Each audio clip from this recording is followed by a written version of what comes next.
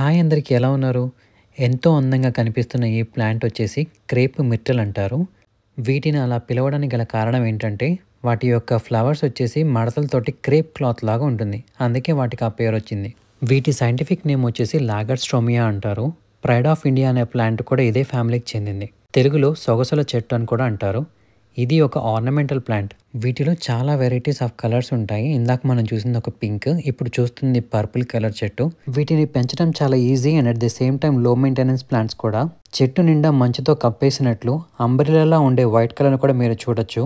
ఈ ఫ్లవర్స్ ఎక్కువ అమెరికాలో సమ్మర్ టైంలోనే పూస్తాయి. ఇప్పుడు మీరు చూస్తుంది ఇంకొక వెరైటీ ఏంటంటే చాలా డార్క్ కలర్ అండ్ చూడటానికి రెడ్ బ్లడ్ లాగా ఉంది కదా, ఎంతో ముద్దుగా అయితే కనిపిస్తుంది. ఇప్పుడు మీరు చూస్తున్నది వీటిలోనే ఇంకొక వెరైటీ. వీటి పేరు వచ్చేసి డైమండ్స్ ఇన్ ద డార్క్ అంటారు. ఎందుకంటే వీటి ఆకులు వచ్చేసి నల్లగా ఉంటాయి అండ్ ఫ్లవర్స్ వచ్చేసి రెడ్ లేదంటే వైట్ కలర్లో ఉంటాయి.